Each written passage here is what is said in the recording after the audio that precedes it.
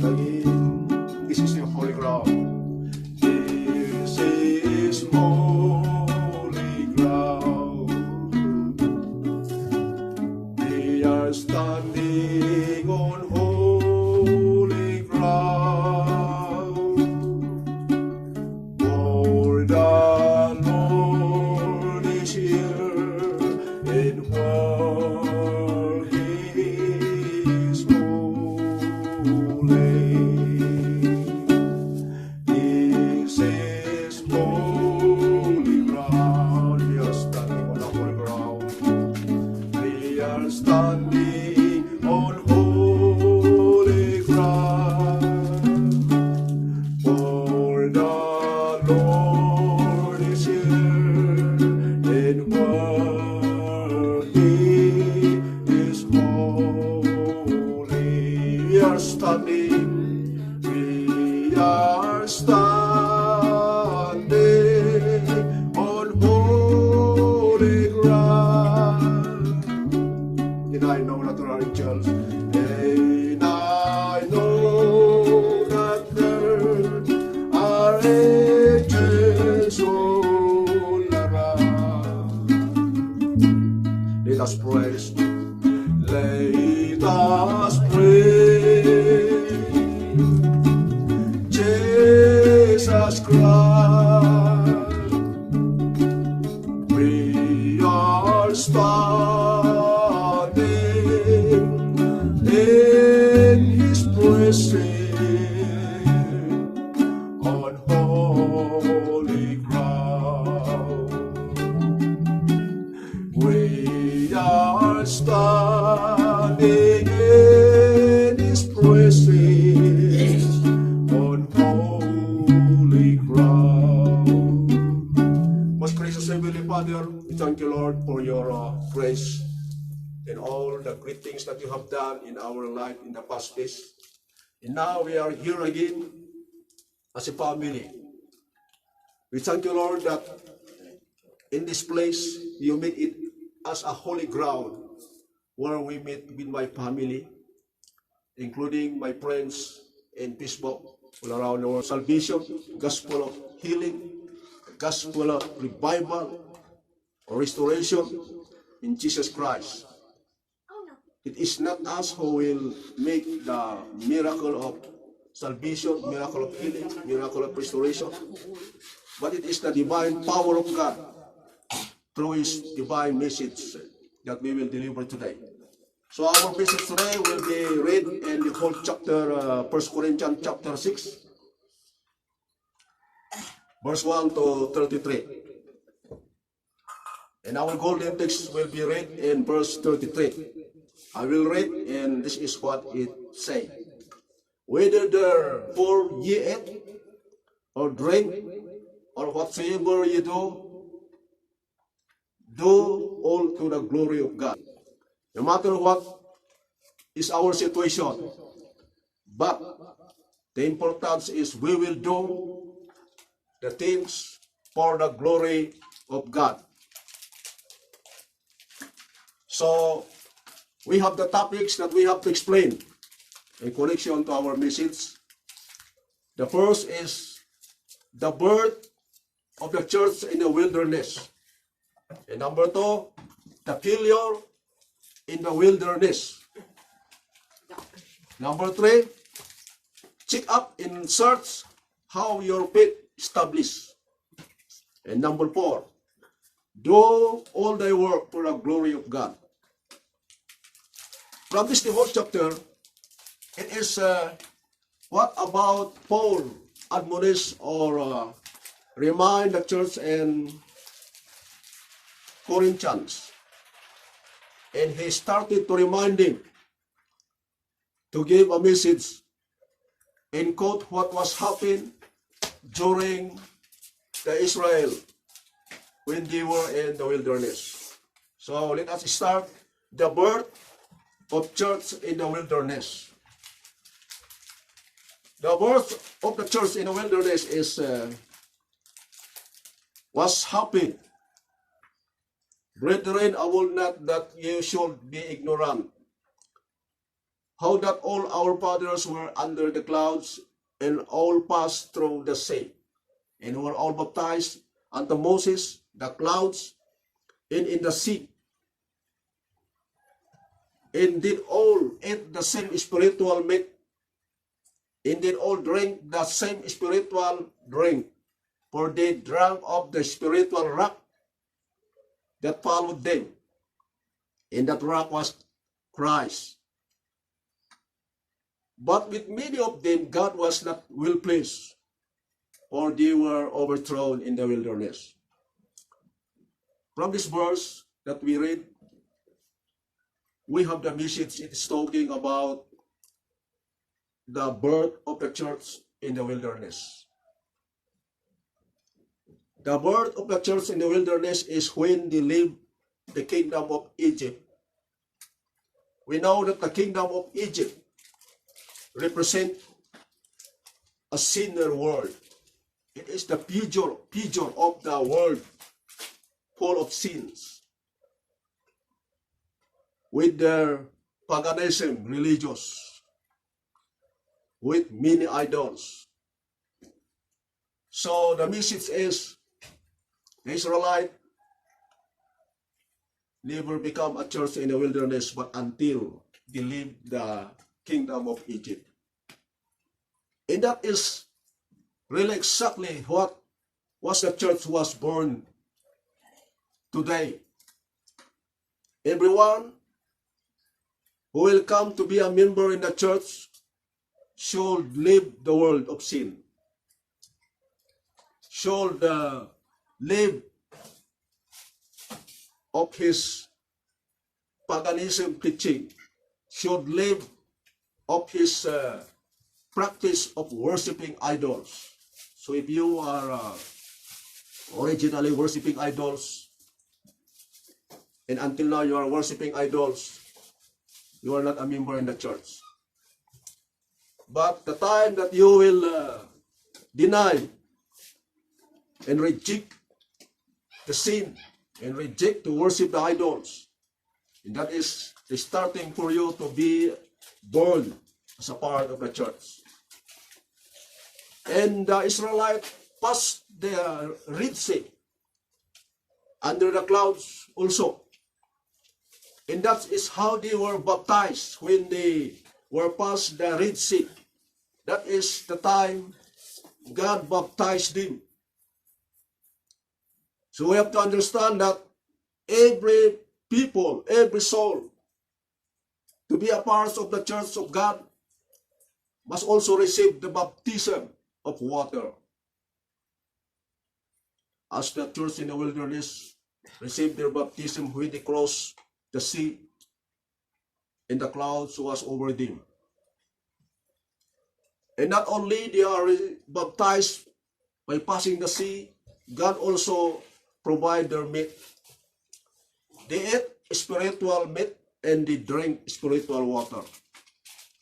So that is how the church should do today. The reason why God provide their spiritual meat and spiritual drink in the wilderness through that rock is the purpose in the plan of God is they will not be born only being a church in the wilderness, but to have grow and edify on their faith, to be matured in their faith in God. So the church today will never become matured if we do not know the words of God, if we will not have the provision from the Bible, by reading the Bible or by hearing the message to a preacher or to a lecturer. This is how God will nourish us, nourish our faith, so that we will be matured. So it is impossible for a Christian to be matured without reading the Bible, and without attending in the church, and without knowing and understand the words of God. This is the importance today. All Christians should read the Bible and should understand the scripture and should attend every hour of fellowship to hear the message from their ministers or their praise or from their pastors. That's how the church be born. Even today, the church was already born, and we are member in the church. But we have to receive the nourishment from God, from the messages that will be delivered by His servants. So, from now on, if you are not baptized, you have to be baptized. And if you didn't read your Bible, you have to read your Bible because you are a Christian. Unless you are not a Christian, you are a Muslim, you have to read your Quran. But there is a danger of not being a member in the church, because it's only the church of God will be saved when Jesus Christ will come someday. Okay, let us know the failure in the wilderness. After the church was born in the wilderness, there is a failure in the wilderness. And the failure in the wilderness, that is the time that meek man become unpleasant in the sight of God. So God really loved Israel. And He provided a leader to brought them from Egypt to bring them to the promised land. But when they are in the wilderness, they become unpleasant people. And that is the great failure in the wilderness. Number one, they tempted the Lord. As we read in verse 9, some of them also tempted God. They tempted the Lord. In 1 Corinthians chapter 10, verse 6 to 8, we read how they tempted the Lord. They tempted the Lord after lusting the evil things, and with their idolaters of worshiping a lot of idols, graven images, and to commit fornication. That's how they tempted the Lord. Way back in our previous text, scripture, in chapter 6 and verse 9, we read here that the people had done unrighteous fornication, idolaters, adulterer. They become effeminate, talking about LGBT, nor thieves, nor covetous, nor drunkard, become alcoholic people, nor revilers, nor extortioner. This is how they tempted the Lord. The Lord will never be tempted to get angry. But because of this evil action, evil activities of the people, that is the time that they will tempt the Lord to get angry. And they provoke the Lord to jealous. As we read in verse 22, they provoked the Lord to jealousy. And verse 20 we read, they sacrifice to devil and not to God. Have fellowship with the devil. Imagine that. Instead, they only have to sacrifice to God. They also sacrifice to the devil. Instead to have a fellowship with God, they have also a fellowship with the devil. We read in verse 21, you cannot drink the cup of the Lord, and the cup of devil, you cannot be partakers of the Lord's table, and the table of the devil. So, this is how they make God to jealous. They serve not only one God, but they also serve with the devils.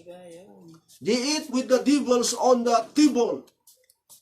Anyway, what does Apostle Paul pointing out here is those who eat the meat that was already sacrificed to the idol. So if you're eating those bread, those meat, or any kind of provision that was put over the table, and there was an engraved image there. That is how Paul's talking. They put the meat, they put the food before the graven images, the idols. And those idols, those graven images, Apostle Paul said that it is belong to the devil. It is not me who I'll say about that, but it is what we have read in the Bible, that Apostle Paul pointing, and he said that those offered to the idols, if you eat those food, if you eat those meat, be aware if our table is belongs to the devil or belongs to God. That is what we have to be aware today. Maybe you said, I never sacrifice a food or meat to the idols. But sometimes, this is what we are doing. We have to be sure that our table, where we serve the food every morning, every lunch, every evening, we have to be sure that that table is for the Lord, not for the devil. Now, this is the question. If we eat the food on the table, that we did not pray first before we eat, that is the question. Where we offer those food, because we did not pray. I did not say that you offer to the devil, but that is a question for us. Before we eat, and if we did not pray, whom we offer those food before we eat? Did we offer to the devil? We cannot see that we offer to God because we did not pray. And we cannot see also that we offer to the idols because there is no graven images there. But maybe this is a lesson for us so that the devil does not have his chance to take advantage to pollute the food on the table. We better to pray before we eat.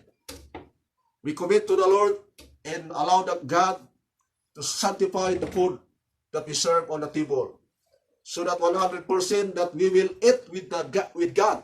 We will not eat with the devil, but we will eat with the Lord because we pray and we offer it to God. And the devil will be in shameful because he is out of place on our table. Maybe that is very clear message today. And because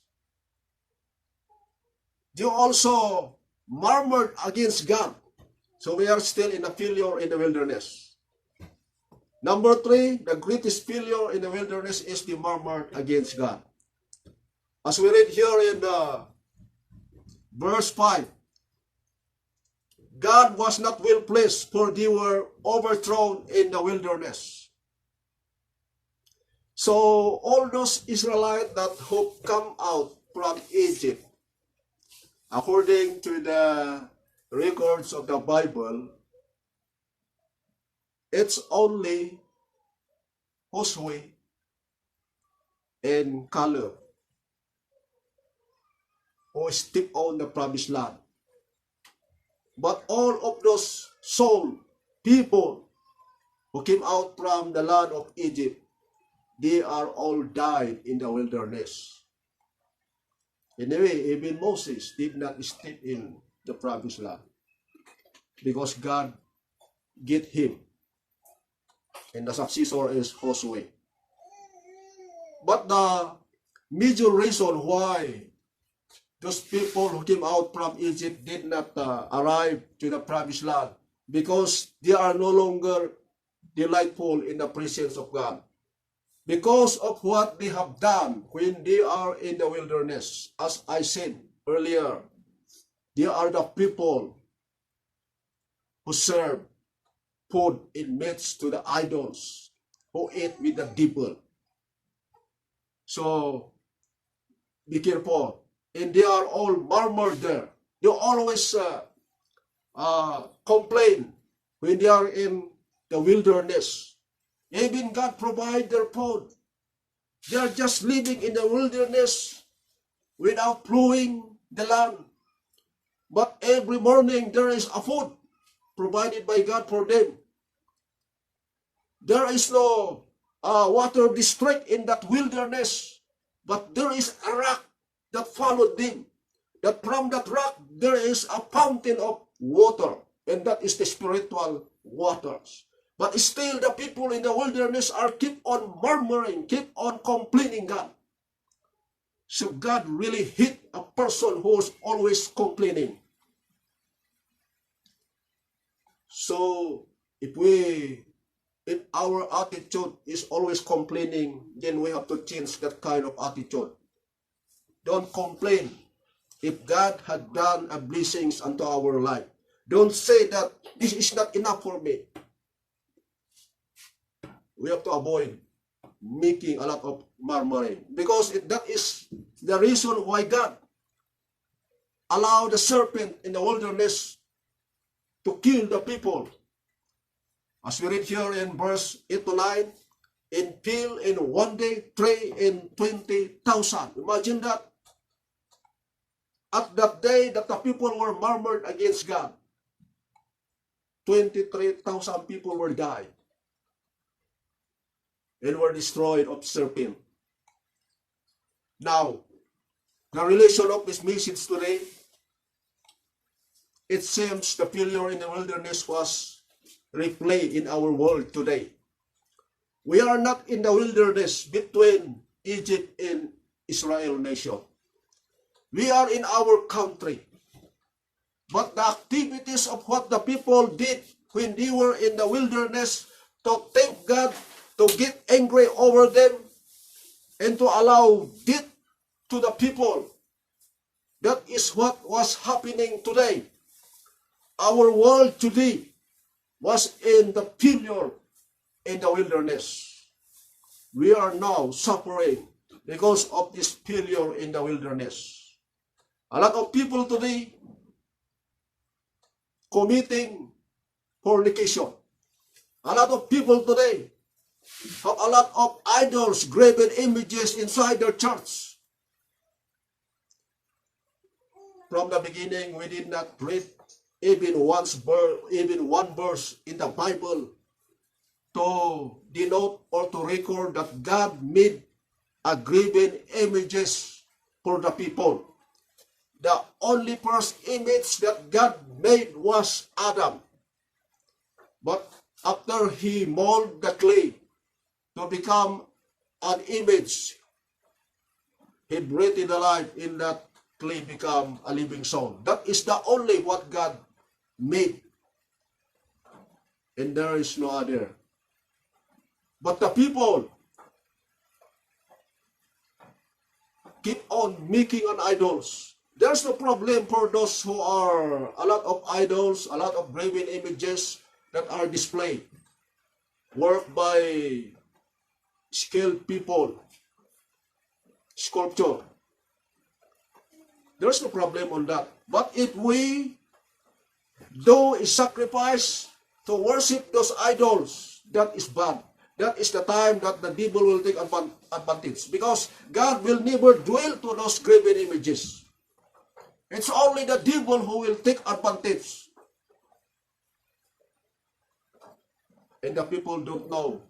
Maybe in their own understanding, those graven images represent Jesus Christ, represent Mary, represent the apostle, but they do not know it is the devil who take the advantage.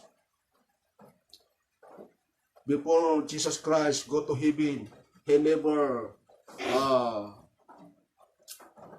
gave an order or commands to make a graven image to represent him. He never see that. But it is the people who do it, making a graven images. And this is the reason why there is pandemic today. So we have to search our life today. So number 3, check up and search how our faith established. I do not know if you are a Christian who hear me today, or you are a non-Christian. So I will address this for all Christians who professing themselves that they have the faith in God. But it is time for us to check your faith. How is your faith today? Are you remain pleasing with personality? That is what they use in the other term. But in the side of God, are you delightful in the presence of God? Let us check ourselves. Let us check our faith. In search our hearts. Are we really belong to Christ? As we read in verse 15 to 17, for we are all partakers of that one bread. Who is that one bread? That was, everyone was a part in that one bread. It is Jesus Christ. So all God's children will belong to Christ. If a people here on earth was not belong to Christ, he is no longer a part of God's family. Because Paul say here in verse 15 to 17, are we not many,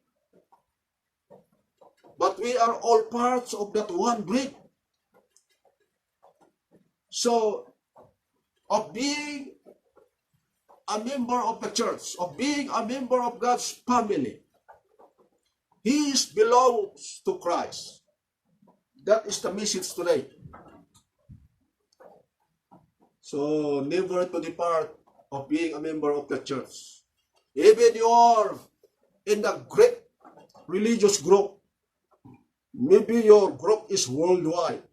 But if your group was outside to the members of Christ, to the body of Christ, that is uncertainly if you are belongs to the family of God. We have to check and search ourselves whom we fellowship. Who fellowship with you? Well, of course, maybe you fellowship with your neighbors, with your friends, a person who is beside you today. But in the spiritual, who fellowship with you? It is the devil or it is God. You have to show if you fellowship with God or you fellowship with the devil. I do not know. It's in you. It's you only to know that whom you fellowship today. But I wish that we will all fellowship with God. No one will be fellowship with the devil. Number 3, you cannot drink the devil, both with the Lord and the devil. As you read here in verse 21, you cannot drink the cup of the Lord in the cup of the devils. You cannot partakers of the Lord's table and the table of the devils. So, aside of being a literal eating bread on the table with the devil or with God,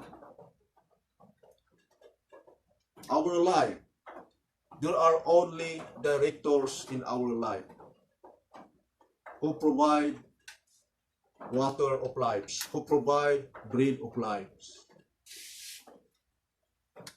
Our spiritual life, who provide the food of your spiritual life. Actually, about spiritual world is not about the holy things. Spiritual is also referring or pointing out a side of physical. So there is an evil spiritual. There is unholiness spiritual. And we people here on earth, we live both physically and spiritually. Now, if our spiritual life is not holy, that is belong to the devil. That is fellowshipping with the devil because it is not holy. But if our spiritual life is belong to the holiness of God, then we fellowship with God. That's very clear.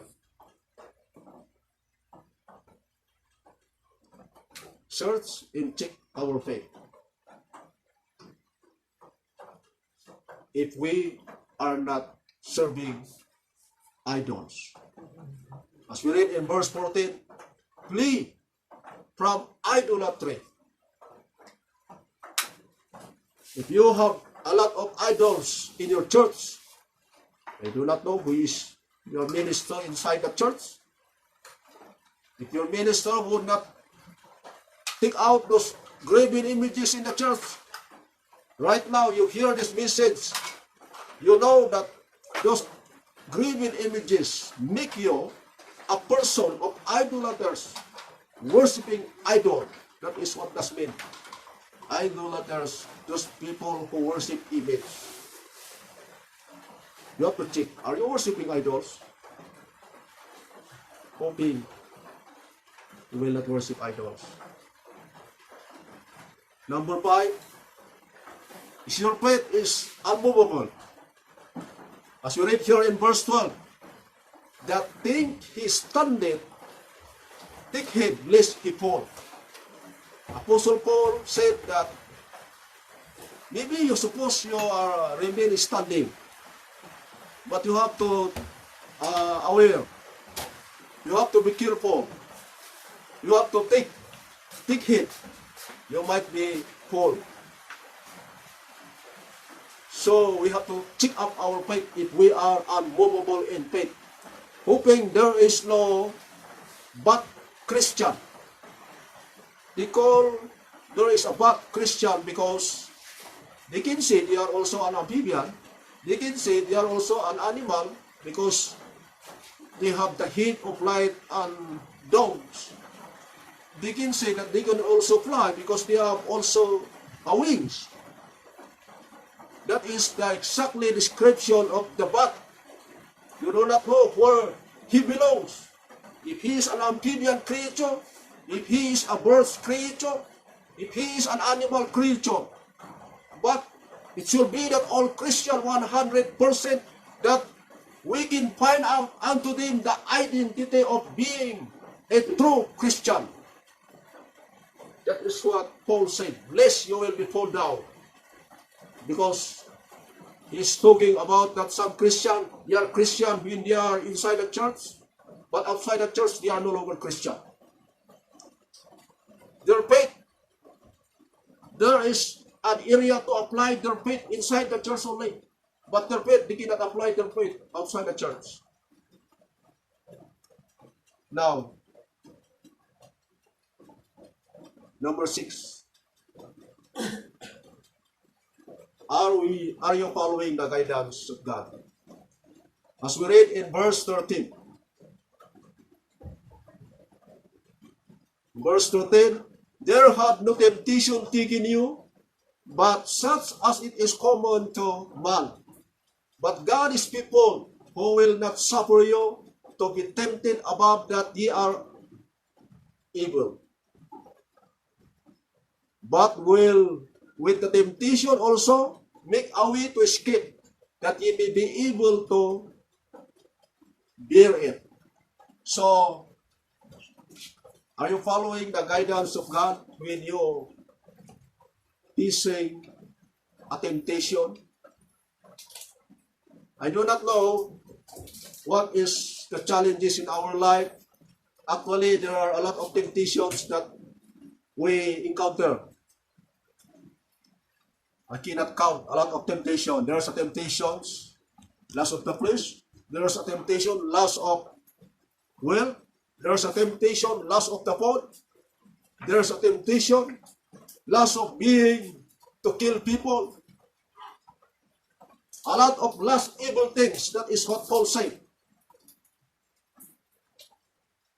But when this temptation will come to us, God give us guidance. So the importance for us today, are we obey the direction of God to guide us to flee, to avoid any temptation.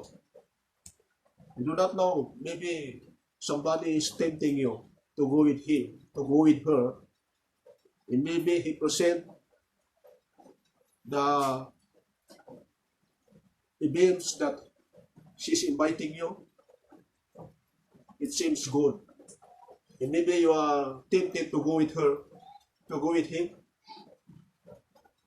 But if you are a Christian, God took him in your hearts, giving our name, to say that is make you emperor. If you hear that message from God, obey the warning from God. God will not allow everyone to be tempted unless we do not want to follow the guidance of God. But this is the message today. For you who are on the taste of being tempted today, God giving you the guidance to not be trapped on the temptation of the devil. Let us go to number 4. Do all the work for the glory of God. As we read here in verse 31, whatsoever you do all to the glory of God. How we can do the work for the glory of God. Anyway, let us continue to learn. As we read in verse 23. So we can do all the work for the glory of God. You can do all thy work for the glory of God if you have to understand that not all things can edify. That is number 1 for us to know. As we read here in verse 23, but all things edify not. Well, we say and we understand that the one matters, the one things is gone. But we have to understand that matters, that things is not a part to edify our faith in God. And we have to avoid to do those things. That is the importance. Because when we will do the things that it is not, that cannot contribute for the edification of faith, then we are doing the things that is not for the glory of God. But if we will do the things that can edify faith in God, then very certainly we are doing the work for the glory of God. Number 2, do the work without selfish.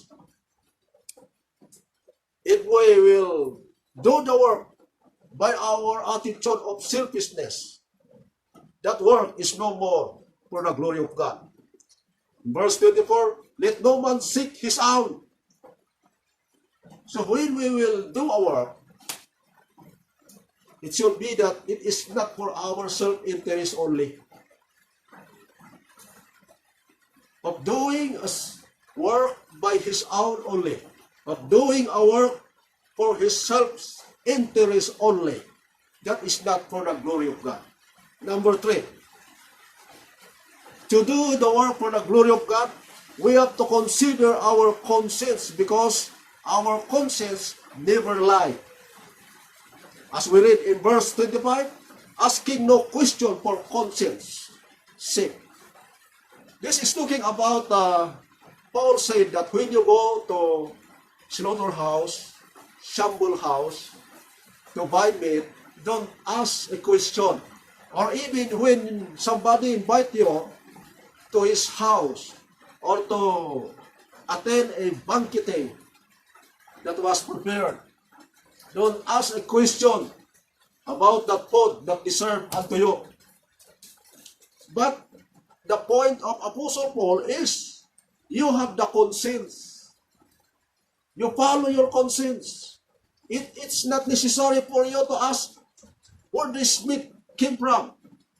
If your conscience says something unto you that is not good meat, then you will not do a bargaining with the salesman, with the sales lady, because your conscience speak inside that is no good or that is good.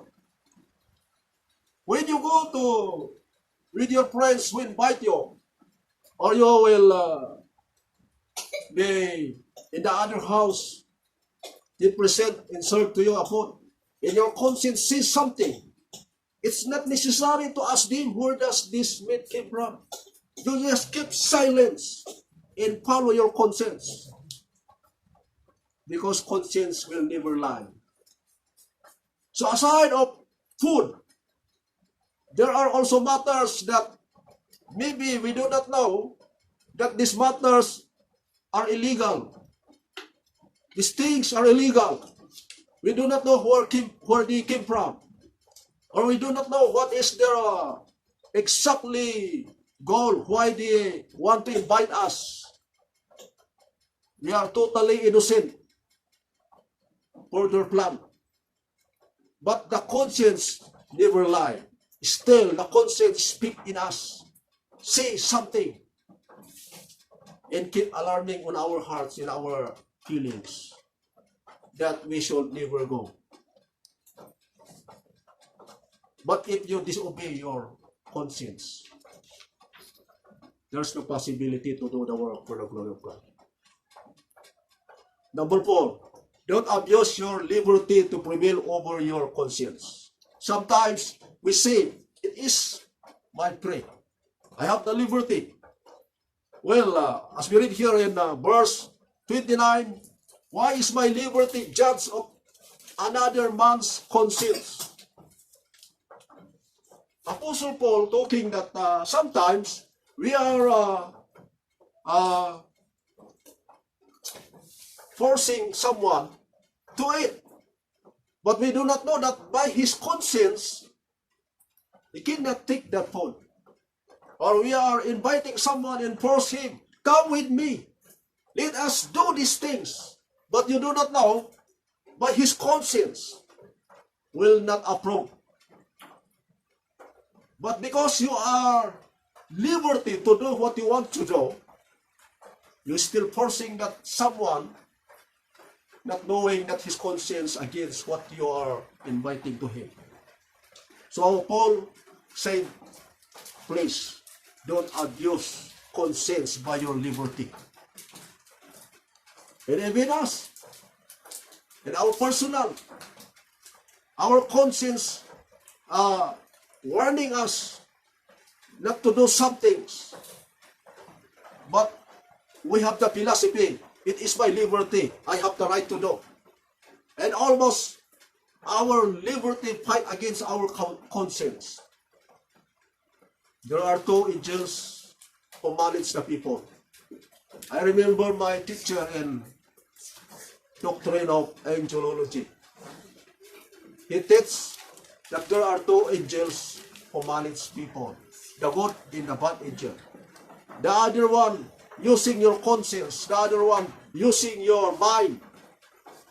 So the bad angel say to you, you have the liberty to do it. But the good angel use your conscience. No, do not do, do not go. That is really exactly what happened to us. Number 5, do the things for the profit of majority. This is very good. We read in verse 33, not seeking my own profit, but the profit of many. Apostle Paul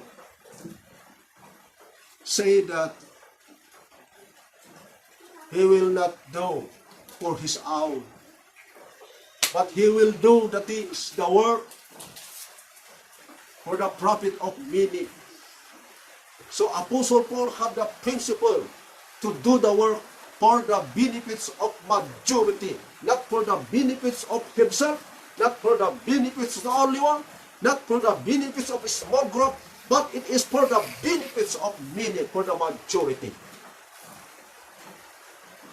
And if we will follow this principle, then 100% we can go to do the work for the glory of God.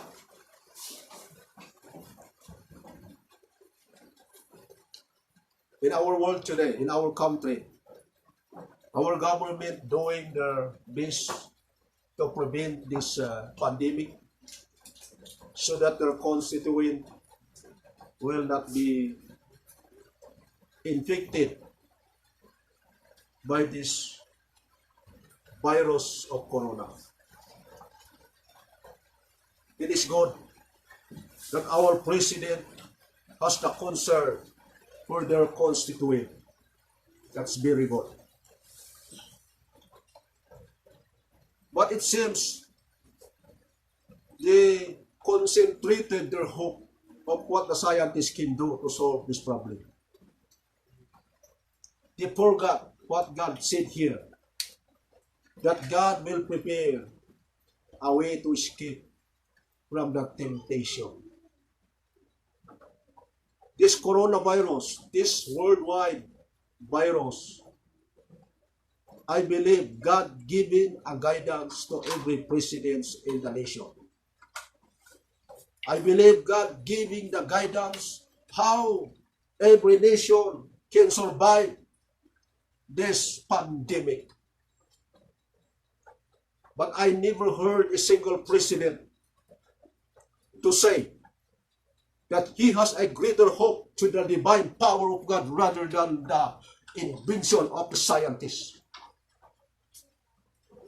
I will not against for the research and invention of the scientists, because that is also a part of wisdom.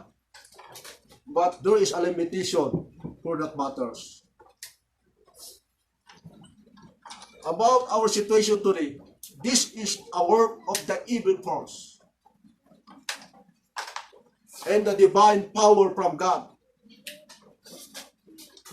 is the perfect power to solve this case. It's the perfect power to denounce this pandemic disease. The divine power of God as the only power to overthrow, to wipe out the coronavirus in our country. But this is the problem in every country. From the president with all his advisors going down to the Senate, to the country. It is very good if there is only one servant of God. And if there is a servant of God in Congress, in Senate, to the advisor of the president, I do not know if they are getting his opinion. But I noticed, I've been searching a lot of pages in Facebook, even the group page of those great servants of God. Their post is about politics. So this is the problem today. We really have to pray for our president, for our country. To follow the guidance from God. I believe if we can comprehend exactly guidance from God, we can solve this problem of coronavirus.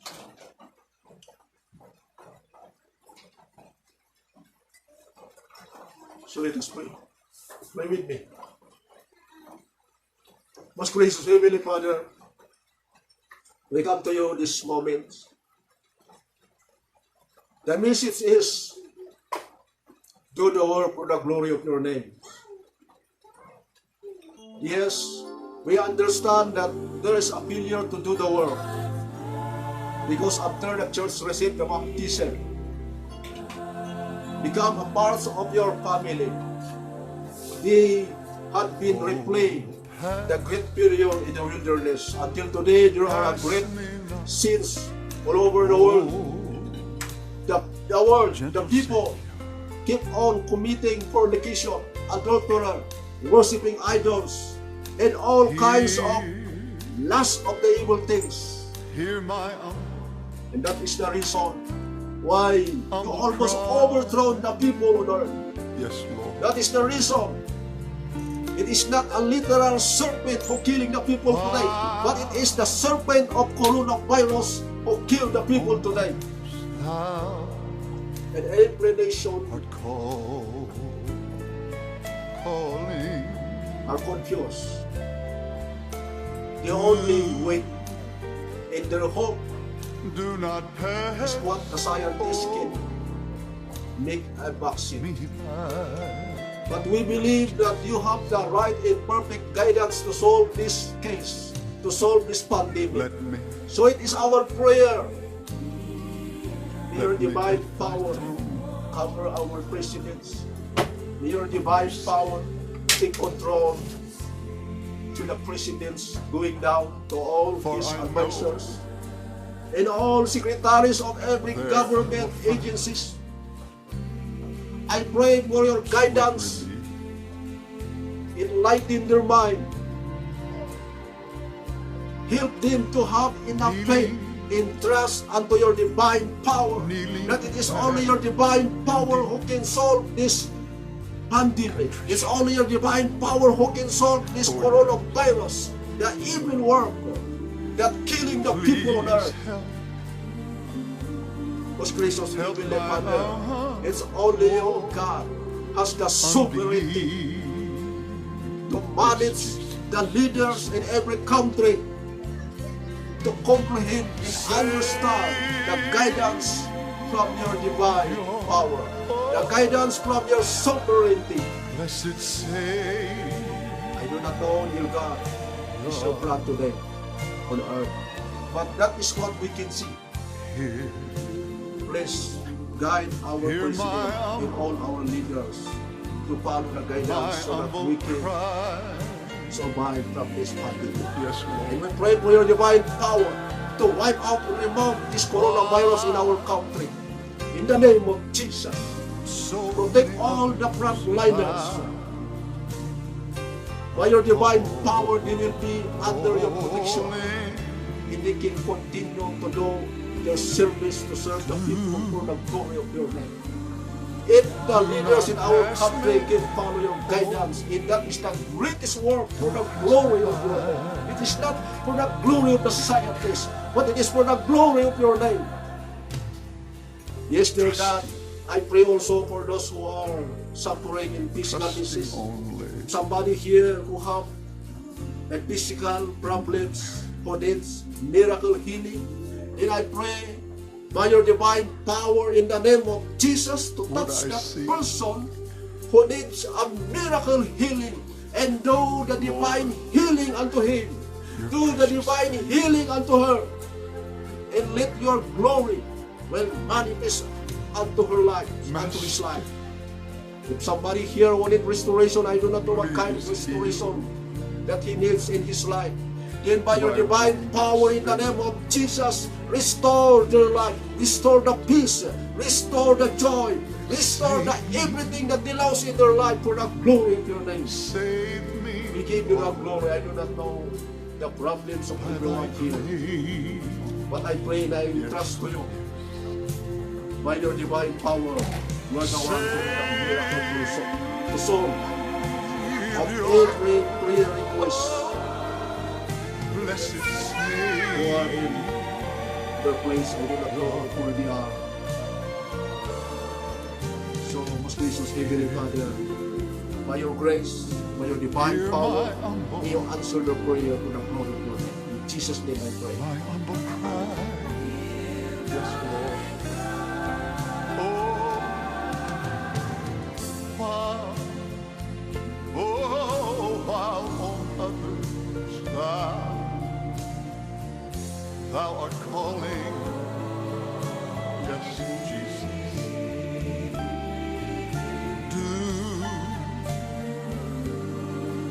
Do not pass,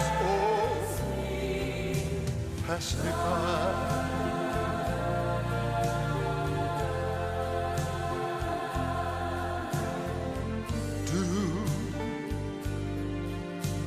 Do not pass me, oh,